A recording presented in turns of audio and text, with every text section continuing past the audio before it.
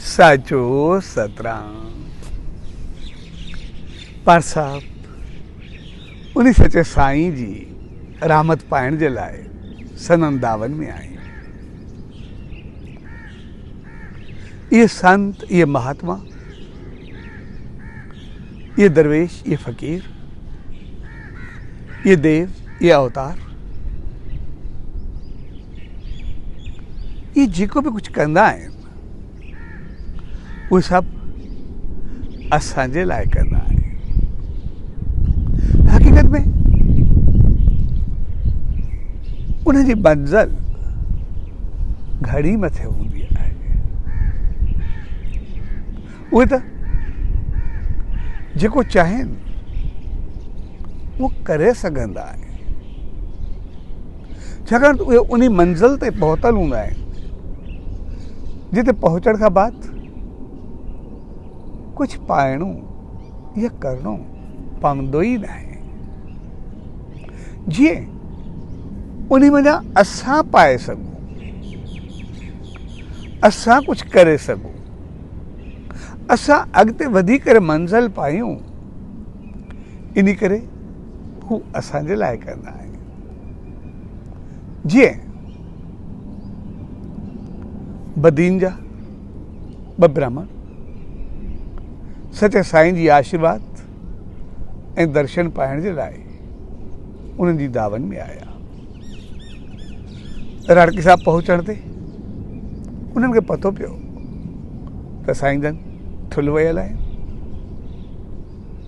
ऐं हू बि थुल ॾारा ई थिया।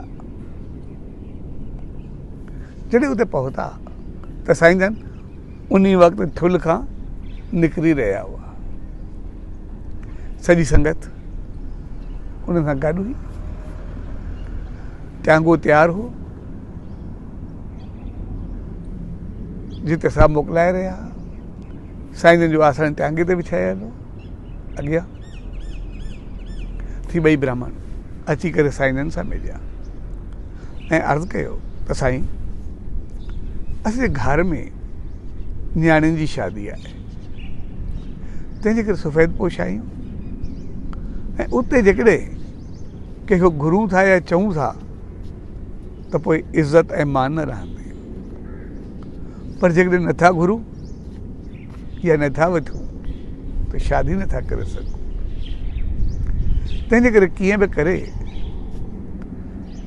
असांखे 300 रुपया खपनि, जंहिंमें असांजो इज़त बि रहिजी, शादी बि थींदी, सभु कुझु बहितर थींदो। असांजो ठीकु आहे, हाणे प्रोग्राम पूरो थियो, हलूं था उते राड़की साहब, पोइ उते मालिक चङी कंदो, सभु बहितर थींदो जेको बि आहे। चवंदो साईं, असांखे कीअं बि करे हाणे कुझु करे ॾियो, जेकॾहिं हाणे कुझु थियो थींदो, ॿाहिरि पतो पइजी वियो, असां मुंहुं न खणी सघंदासीं। तंहिंजे करे ऐं असांखे वञिणो बि जल्दी आहे, छो सभु मथां चवनि काॾे विया, कीअं थियो, गिला थिए, कुझु कयो। तंहिंजे करे हू पंहिंजी ॻाल्हि ते रखिया। तॾहिं साईं जन जीअं सभिनी सां मोकिलायो, उन टांगे ते वेठा बि कोन, आसन थियायो बि ॿियनि हो, त साईं जन उते बीठे ई उतां आसन जो कपिड़ो मथे कयो ऐं हिकिड़ो थैली खणी करे उन्हनि खे ॾिनी। त साईं जन खे ॾिसी करे थोरी देरि बाद शेवादार चयो, हू त साईं जन मथे वेठा ई न आहे, आसन बि असां विछायो आहे। ऐं साईं उते थैली ईअं खणी करे उन्हनि खे ॾिनी। उन्हनि ब्राह्मणनि बि चयो, थैली ॾिसी करे, भई साईं में सिका त आहिनि, पर असां ॻणे वठूं, असांखे 300 खपनि पूरा। त साईं जन मुस्कुरायो। त जीअं हुननि सिका ॻणिया त उहे 500 हुया,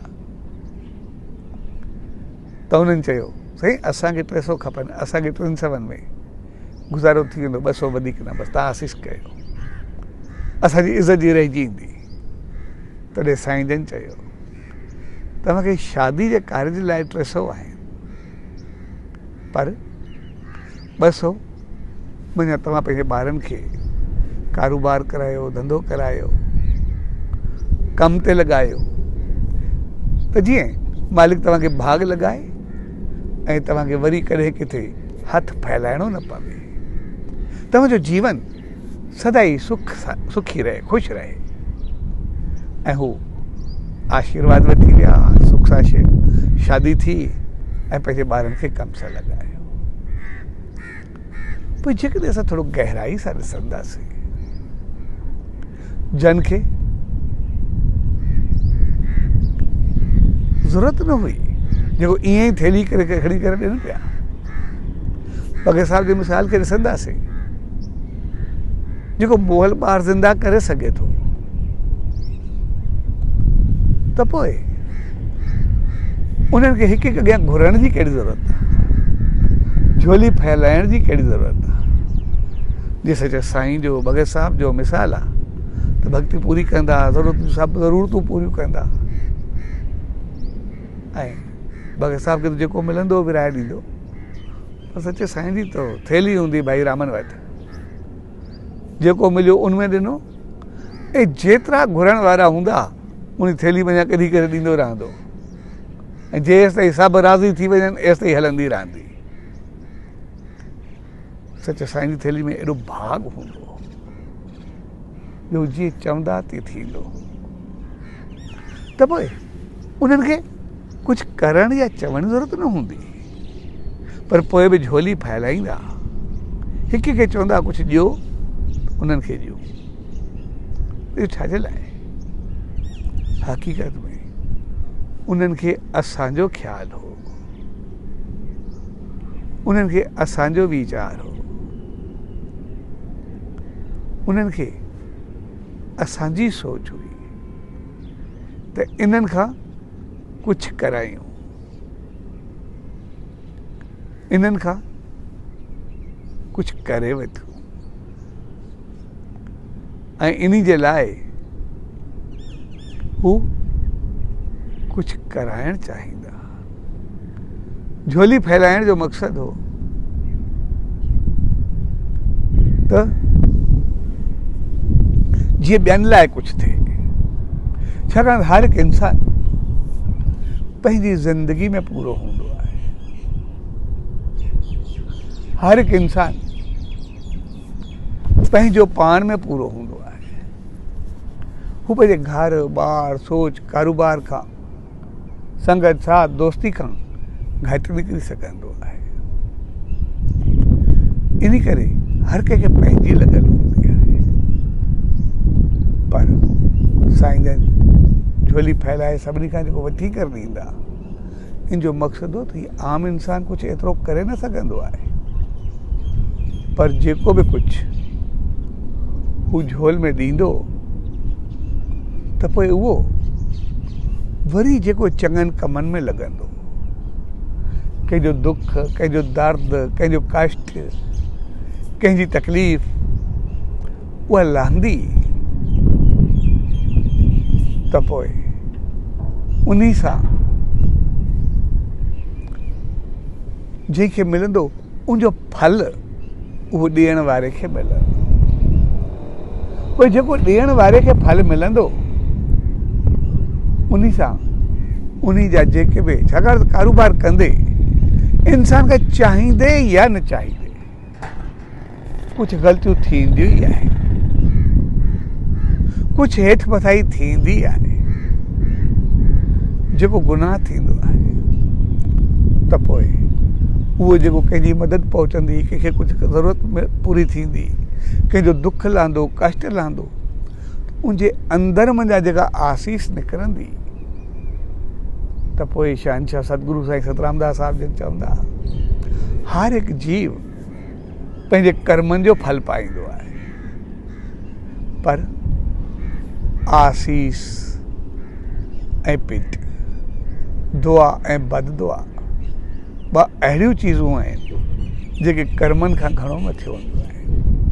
कंहिं हिक जी आसीस या दुआ किरोड़े जन्मनि जा पाप कटे छॾींदी आहे, कंहिं हिक जी पिट या बददुआ सभु पुञ नाश करे छॾींदी आहे। त साॻे नमूने जेको हू ॾींदा हू ॿियनि खे मिलंदो, पोइ जेके आसीसाऊं मिलंदियूं हुयूं इहो उन्हनि जे खाते में हलियूं वेंदियूं ऐं पोइ उन जा पाप दुख दर्द कटिबा ऐं आसीसा हू सदाई वधंदा वसंदा ख़ुशि ऐं ख़ुशहाल रहंदा। बाक़ी ॾियण जे लाइ त उन्हनि खे बग़ैर खे थैली कढी सघनि था, कंहिं मोहल खे ज़िंदा करे सघनि था, हिकु आशीर्वाद सां किरोड़े जन्म जा पाप कटे सघनि था, पंहिंजी रहमत सां पूरी दर्दिड़ता मिटाए करे हू कुझु बि करे सघनि था। उन्हनि जो हिकिड़ो लफ़्ज़ ई काफ़ी हो। शहंशाह सतगुरु साईं जी आशीष त अहिड़ी हूंदी जेको हिकु दफ़ो मुंहं सां निकितो मानो पथर ते लकीर हुयो थी वेंदो। केतिरा ई दर जो मिसाल आहे, सिर्फ़ु शेवा कंदा विच में कुझु न हूंदो ऐं शेवा कंदे साईं जन जो सिर्फ़ु हिकु लफ़्ज़ निकितो, सेठ शेवा कीअं पई हले, उन हिकिड़े लफ़्ज़ उनखे एतिरो सेठ बणाए छॾींदो त हू अमीर बणिजी वेंदो। एतिरो भाग क़िस्मत उनजी खुलंदी हुई। तंहिंजे करे इन्हनि संतनि महात्माउनि देवनि अवतारनि जो जीवन अद्भुत हूंदो आहे। उनजी तपस्या, उनजो सिमरन, उनजो जाप, उनजो जीवन, उनजी ज़िंदगी, उनजो अमल, उनजो कर्म, उहो सभु ईअं थी वेंदो आहे ईश्वर सां मिली करे उनजे रंग में रंग जी तहिड़ा थी वेंदा आहिनि। ऐं जे ईश्वर जीअं चाहे तीअं थींदो आहे, तीअं मालिक सां मिलंदा आहिनि त उनजी ज़बान में बि जेको निकिरंदो आहे उहो कुझु थी पवंदो आहे। तंहिंजे करे सभु कुझु उनजे हथ में हूंदो आहे, पर पोइ बि हू पंहिंजो कर्म छॾींदा न आहे, पंहिंजे कर्म ते मज़बूत रहंदा आहिनि। ऐं कर्मनि जो वास्तो उहो उन्हनि सां न हक़ीक़त में सम्झणु खपे आसा सां हूंदो आहे। हू चवंदा आहिनि त असां थियाऊं तव्हां छो नथा थी सघो, तव्हां बि नेम ध्यानु सिमरन कयो, शेवा कयो, बहितर कयो, ऐं पोइ उहो सभु तॾहिं थींदो आहे जॾहिं असां उन सचे साईं जी शरण में ईंदा आहियूं, उनजी दामन में ईंदा आहियूं, उनजी शेवा में ईंदा आहियूं, उनजे सिमरन में ईंदा आहियूं। ऐं उहो शेवा ऐं सिमरन असांजो अंदर जी उकीर प्यार प्रेम ऐं मोहबत वारो हुजणु खपे। जेतिरो अंदर में प्यार प्रेम ऐं उकीर हूंदो सभु यादि कंदासीं त हर हिकु इंसानु भाव सां पाईंदो आहे। इन करे भाव में भॻवानु ॿधल हूंदो आहे, भक्ति में भॻवानु ॿधल हूंदो आहे। यानी जेतिरो अंदर में उकीर हूंदी उहो असांजो खपंदो आहे। जॾहिं भाव पैदा थियो पोइ जंहिंजे लाइ बि प्यार हुजे, भाव हुजे, प्रेम हुजे, बाक़ी त सभु कुझु उनजे मथां पंहिंजो पाण निछावर थी वेंदो आहे। ऐं जॾहिं भाव सां भगत निछावर कंदो आहे त पोइ उन वटि जेको हूंदो आहे उहो निछावर कंदो आहे, हूंदो ई भाव आहे। पर उहो मालिक भॻवानु सचो साईं उहो त राम जो भंडार आहे। जॾहिं उहो निछावर करे छॾींदो आहे त पोइ इंसान खे पाइण खां एतिरो घणो कुझु पाइबो आहे जो वरी उहा ज़िंदगी में त छा अॻिते बि ख़तमु कोन्हे थींदो। स्वर्ग ऐं मालिक जी रहमत जा द्वार खुली पवंदा आहिनि। तंहिंजे करे असां उन सचे साईं जी शरण में धामन में रहमत में रहूं ऐं उनजे लाइ भाव ऐं प्रेम सां असां हर रोज़ु कुझु वक़्तु वेही करे उनजो नेम ध्यानु सिमरन कयूं, सचे साईं जे नाम जो जाप कयूं ऐं जेको उनजो मार्ग रस्तो शेवा सिमरन सत्संग ऐं बहितर जीवन गुज़ारणु आहे, जॾहिं उन ते अमल कंदासीं त पोइ जीवन वधंदो हलंदो ऐं सचे साईं जो पूरो जीवन भगत साहब जी ज़िंदगी असांजे लाइ हिकिड़ो खुलियल किताब आहे, जंहिं ते अमल करे असां उन सचे साईं जी रहमतुनि खे आसीस खे पायूं ऐं पंहिंजे जीवन खे सदाई बाग बहार रखूं। सज प्यार भरे अवसर ते उन सचे सतगुरु दर इहा ई अरदास त पाण सभिनी खे अहिड़ी सुमत ऐं रहमत बख़्शे जो उन मालिक दर इहा ई सोच हुजे। उन्ही खे ज़रूरत न आहे पर असांखे ज़रूरत ज़रूर आहे। असांखे उनजी रहमत खपे, उनजी आसीस खपे, करुणा खपे, कृपा खपे ऐं उन करुणा ऐं कृपा खे पाए करे असां पंहिंजो जीवन धन कयूं ऐं उनजे लाइ नाम ध्यान सिमरन शेवा सत्संग ऐं कारोबार घर परिवार सभु बहितर अंदाज़ सां हलायूं। जीअं उन चयो तीअं उन ते अमल कयूं त जीवन अहिड़ो बणिबो जो संसार सुख ऐं अॻिते सुरंग जा द्वार खुलियल रहंदा। साचो सतराम, साचो सतराम, साचो सतराम।